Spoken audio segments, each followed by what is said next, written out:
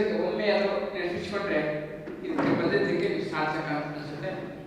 Motivation ಗುರು ಅಂದರೆ ಬರೀ ಗುರು ಅಷ್ಟೇ ಅಲ್ಲ, ಮಾರ್ಗದರ್ಶಕ, ಶಿಕ್ಷಕ ಮತ್ತು ಮೆಂಟರ್ ಅಂತ ಏನು ಹೇಳ್ತೀವಿ, ನಾನು ಪಡ್ಕೊಂಡಿದ್ದೆ.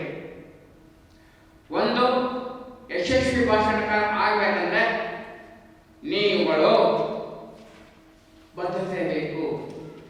ಬದ್ಧತೆ ಸಿದ್ಧತೆ ಆಗಿದೆ, ಸಾಧ್ಯತೆ ಐತಿ.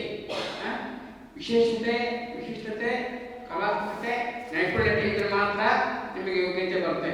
ಆ ಯೋಗ್ಯತೆಯನ್ನು ನೀವು ಸಂಪಾದನೆ ಮಾಡಬೇಕು, ಸುಮ್ಮನೆ ಆಗೋದಿಲ್ಲ. ಮನನ, ಗಮನ ಮತ್ತು ಪುನರ್ಮನನ ಮಾಡಿದರೆ ಇದು ಸಾಧ್ಯ ಆಗುತ್ತೆ.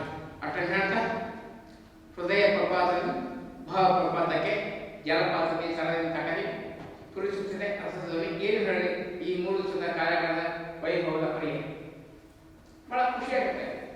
ಮತ್ತೆ ನನಗೆ ಬರ್ಬೇಕಂತ ಈ ವಾತಾವರಣ. ಓಕೆ, ನೀವು 23,000 ಕೊಟ್ಟು ಈ ಥರ ನೀವು ಹಾಡಿದ್ದು ಕುಡಿದು ನೋಡಿದ್ರೆ ಆ ಕಾಲೇಜ್ ದಿವಸಗಳ ಜೊತೆ ನಿಮ್ಮ ಗೆಳೆಯ ಗೆಳತಿ ಓಡಾಡ ನೆನಪಾಗುತ್ತಲ್ಲ. ಮತ್ತೆ ಕಂಪೋಸ್ ಮಾಡಿದ ಇಚ್ಛೆ ನೋಡ್ರಿ, ಓ ಮಲ್ಲಿಗೆ ಎಲ್ಲಿಂದ ಶುರುವಾಯ್ತು, ಸಂತೋಷಕ್ಕೆ ಹಾಡು, ಕಾಂಬಿನೇಷನ್.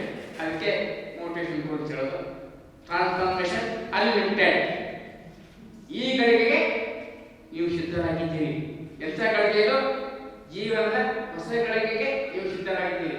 ನಂದು ಯಾವತ್ತು ಫೇಮಸ್ ಲೈನ್ 23:100 ಭಾಷಣ ಹೇಳತಕ್ಕಂಥದ್ದು.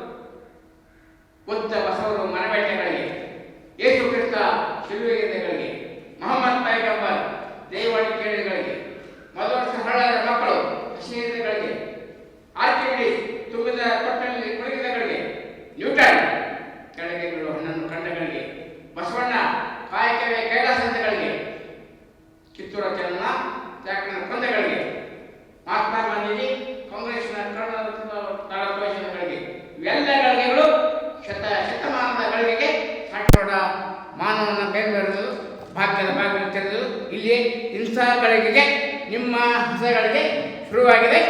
ಧನ್ಯವಾದಗಳು.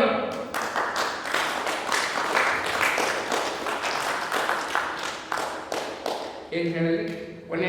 ಕೊನೆಯ ವಾಕ್ಯ ಏನು ಹೇಳ್ಬೇಕಂದ್ರೆ ಹೇಳೋದು ಭಾಳ ಐತಿ. ಅದನ್ನ ಒಂದೇ ಲೈನ್ ಹೇಳಕ್ಕೆ ಪ್ರಯತ್ನ ಮಾಡ್ತೀನಿ.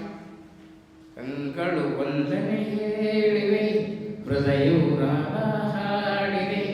ಕಂಗಳು ಒಂದನೇ ಹೇಳಿವೆ, ಹೃದಯವು ರಾಗ ಹಾಡಿವೆ. ಆಡವೆ ಉಳಿದಿಹ ಮಾತು ನೂರಿವೆ, ಆಡವೆ ಉಳಿದಿಹ